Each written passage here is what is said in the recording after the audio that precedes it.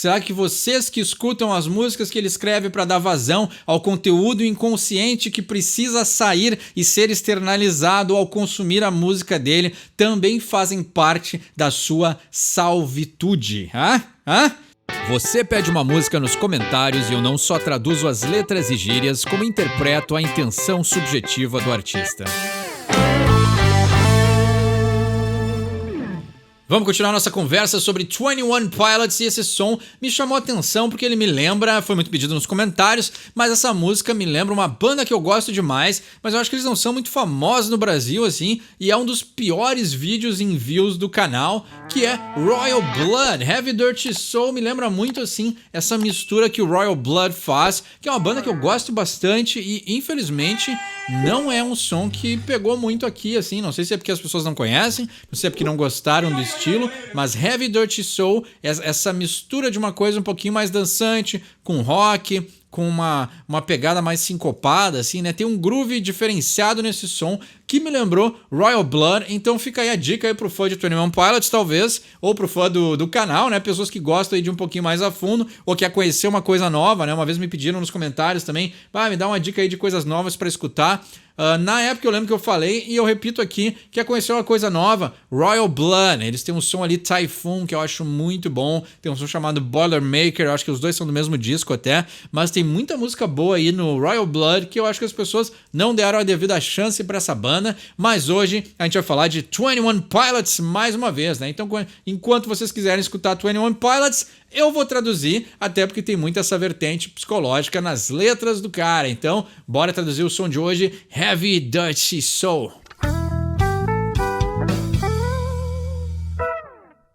Então aí o fã de 21 Pilots já pode começar me explicando alguma coisa, né? Quando se trata desse disco e dessa música, eu acho que das letras que permeiam esse disco, tem um personagem aí chamado Blurryface. Então, eu tô bem por fora, ali por cima assim, mas eu vi que tem uma temática meio conceitual, um personagem que se repete nas letras, então não sei o suficiente para poder incluir isso no meio das traduções, mas eu já sei aí que por investigar um pouquinho a mais a carreira do cara e o jeito que ele escreve, aparentemente tem um lance meio conceitual aí, que talvez vai passar batido para mim, que não tô tão inteirado, mas o fã vai saber também, vai poder contribuir e me explicar um pouquinho aí de como é que ele criou esse personagem, ou o que mobiliza ele a ter esse personagem principal permeado por esse disco, ou ele aparece em outras músicas de outros álbuns, então a gente pode aí também aprender junto com o fã de 21 Pilots, né? Mas vamos lá falar da som, né? Que também é muito legal que esse som ele já dá um clima de ansiedade, assim, né?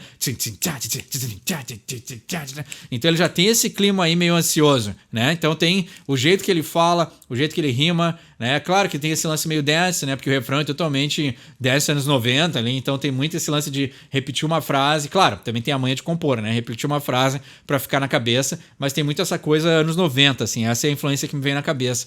Aquele lance bem dance anos 90 que repete uma frase pra grudar na cabeça o refrão e a pessoa ficar com aquele troço durante semanas, né? Sem esquecer da melodia, o que é muito bom também, né?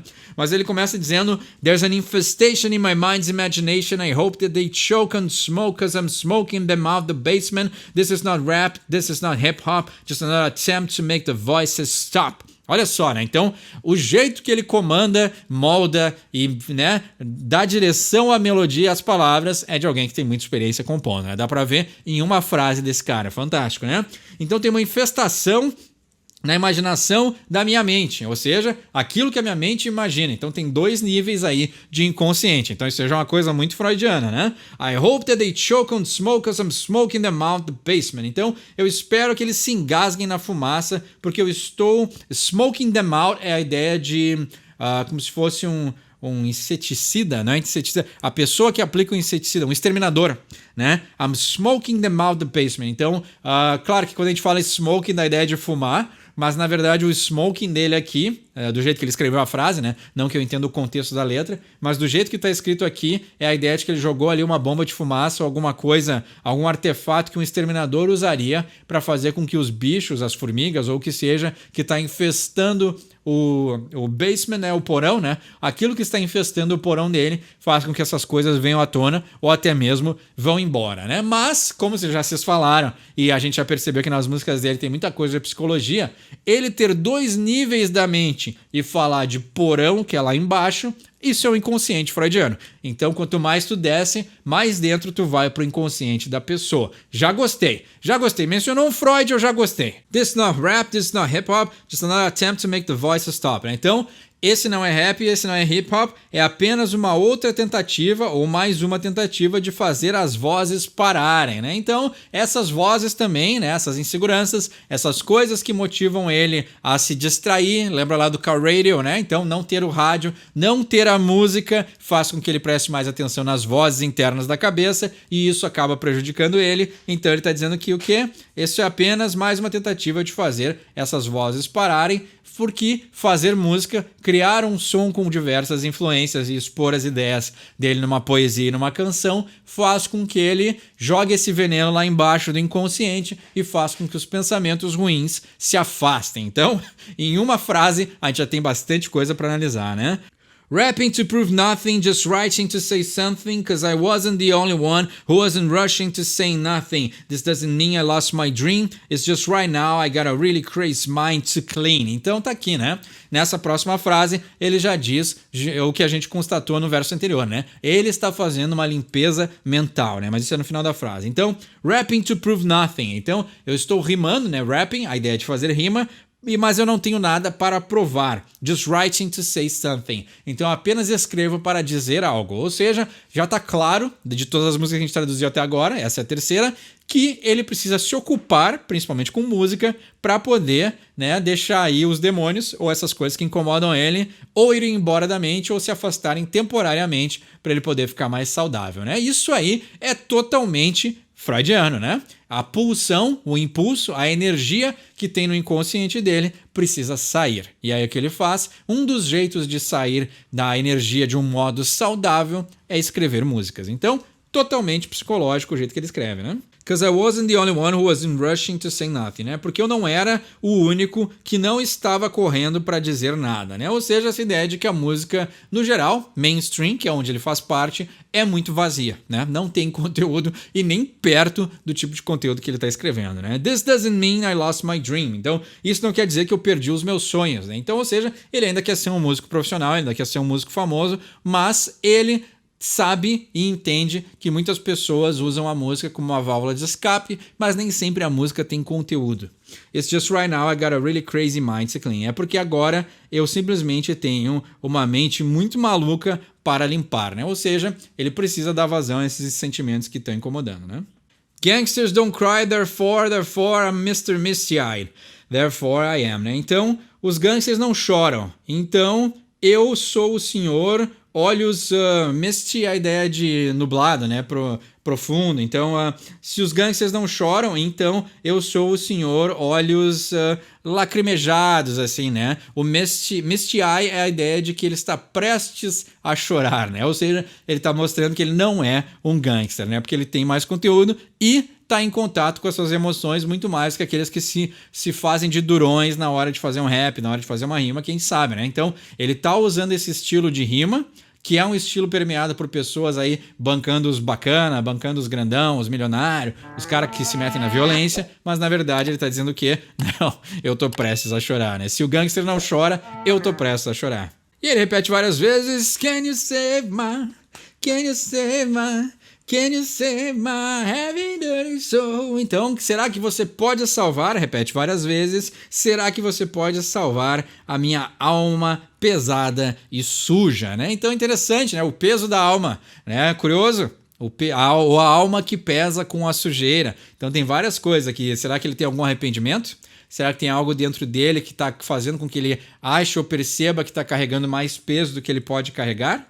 Né? E a ideia de salvar já dá uma conotação religiosa, já dá uma conotação externa. Será que alguém pode vir a me salvar? Né? E aí o peso pode ser uma coisa meio... Né? Se a gente vai pela conotação religiosa, o peso pode ser, né, metaforicamente, a cruz que todos nós carregamos, né? Ou também conotação religiosa, nós já nascemos pecadores e o nosso trabalho é viver e aos poucos ir limpando a nossa alma. Então, tem uma conotação um pouquinho religiosa assim, mas esse lado de can you save, ele põe aí a responsabilidade, né? Ou simplesmente jogando para fora a ideia de ser salvo. Isso aí quer dizer, não é um julgamento, mas isso quer dizer que ele está se sentindo numa situação vulnerável, porque ele está pedindo uma ajuda externa. Ele não está dizendo, eu vou salvar minha alma. Não, será que você pode salvar a minha alma? E aí, será que essa pessoa que ele está falando é o ouvinte? Será que vocês que escutam as músicas que ele escreve para dar vazão ao conteúdo inconsciente que precisa sair e ser externalizado ao consumir a música dele também fazem parte da sua salvitude? Também sei escrever poesia. Mas, né? Será que as pessoas que escutam a música e consomem aquilo que ele tem para falar também não fazem parte da cura? Essa é a ideia que eu falei de um jeito muito mais enrolado, mas eu acho que é muito interessante o jeito que ele nos faz pensar e, como vocês falaram, é perfeito pro canal e pra nossa proposta, né?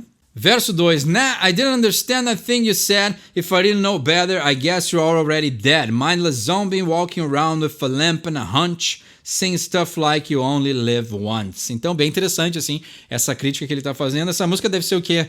2015, 16, por aí? Porque YOLO, né? You only live once, isso já é mais antiguinho, assim, né? Mas tudo bem, vamos lá. Eu acho que a mensagem ainda é muito atual, né? Nah, I didn't understand a thing you said. Então, não, eu não entendi uma coisa que você disse. Aqui ele pode estar fazendo uma crítica ao, né? Já que esse som ele disse que ele não é um rapper, ele está se distanciando dos gangsters, né? Não entender o que os outros dizem. Pode ser as vozes internas dele, mas também pode ser uma coisa que era muito comum há uns anos atrás e ainda é meio comum até hoje, né? Que é o mumble rap, né? Que é o rap que tu não entende o que o cara fala, né? Aí põe um autotune, modifica a voz do cara e aí eles ficam aí balbuciando umas palavras que tu não sabe o que é. E aí quando vê, rima mesmo não existe, né? Então esse mumble rap, que era uma coisa muito comum há uns anos atrás, é muito característico de pode ser assim dessa ideia que ele está falando, e as pessoas se portavam como gangster, como, né, todos esses estereótipos que ele critica era o que as pessoas faziam nessa época aqui do mumble rap, né? If I didn't know better, I'd guess you're already dead. Então, se eu não soubesse melhor, né, ou se eu já não soubesse, eu ia adivinhar que vocês todos já estão mortos, né? Então, uma ideia de a pessoa fazer as coisas só porque os outros estão fazendo. E eu acho que isso tem muito a ver com esses estilos também, né? Porque o rap, agora que é mainstream, ele ficou muito mais diluído. O rap underground, o rap dos anos 90, início dos anos 2000, tinha uma característica muito própria. E agora, hoje em dia, como virou aí o hip hop, o rap, viraram estilos muito mainstream, tu acaba tendo essa diluição do talento, essa diluição da criatividade. Tudo fica mais homogêneo, mais formatado e tem que ser aquele formato para vender e todo mundo usa autotune e todo mundo tem que bancar o machão que tem dinheiro e aí tu acaba tendo essa falta de identidade. Então ele está dizendo, né, se eu não soubesse melhor, se eu não suspeitasse, eu ia dizer que vocês todos já morreram, né? Porque não tem alma, né? É um som que não tem alma. Então a gente podendo voltar nessa temática da alma, né? Mindless zombies walking around with a lamp and a hunch, saying stuff like you only live once, né? Então, zumbis sem pensamento, né? Mindless zombies, né? Zumbis que não tem pensamento próprio, não tem identidade, não tem a própria vontade, isso é muito comum na minha faculdade. Walking around with a lamp and a hunch, né? Então, caminhando aí com o lamp é mancar e o hunch é uma corcunda, né? Então, bem aquela clássica jeito característico, meio caricato de como um zumbi anda e também essa ideia de que uns copiam os outros, né? As pessoas não têm identidade porque todas estão tentando ser, se vestir e repetir tudo aquilo que o outro fala, né? Saying stuff like you only live once, dizendo coisas como you only live once, YOLO, né? Você apenas vive uma vez, ou seja, que se dane o amanhã, né? Então pessoas que vivem sem planejamento, repetindo esse estilo de vida que os outros querem e vendem para eles repetir e na verdade as pessoas não pensam por si só, porque são zumbis, né? Então, bem interessante, assim, né? Zumbis culturais, muito mais do que zumbi clássico de filme de terror, né? E ele diz, you've got one time to figure it out, one time to twist and one time to shout, one time to think and I say we start now, sing it with me if you know what I'm talking about, né? Então, você tem um tempo, um período, um momento para figure out, né? Figure out é entender, né? Descobrir como funciona, né? Ter ou chegar ao teu próprio entendimento. One time to twist and one time to shout, né? Twist and shout, clássica música dos Beatles. Então, você tem um tempo para torcer e um tempo para gritar, né? Então, Twist and Shout, claro, nos Beatles era uma música de festa, né? Mas twist é torcer e shout é gritar, dá a ideia de que alguém tá torcendo e o outro tá gritando, né? Então tem essa ideia também de um certo sofrimento, né? Ou o grito vem após o sofrimento, né? One time to think and say we start now, né? Um tempo ou um momento para pensar e dizer que agora é o momento de começar. Sing it with me if you know what I'm talking about. Então canta comigo se você sabe o que eu estou dizendo, né? Ou seja, qual é o propósito. Aí ele entra no pré-refrão, onde ele fala que os gangsters não choram, mas ele tá começando a chorar. E aí ele diz, será que você pode salvar a minha alma pesada e suja? Então, né? Se você entende nesse momento que copiar os outros não serve para nada e é melhor ter uma individualidade, enfrentar os teus próprios problemas, canta comigo, né? Será que essa alma pesada e suja tem salvação? Então, bela mensagem, né? Death inspires me like a dog inspires a rabbit. Então, a morte me inspira assim como um cachorro inspira um coelho, né? Ou seja, o cachorro correndo atrás do coelho faz com que o coelho corra mais rápido, né? E aí, como ele sabe aí que a morte é o final de todos, né? Então, também mais uma conotação religiosa, né? Fazer algo com o seu tempo de vida.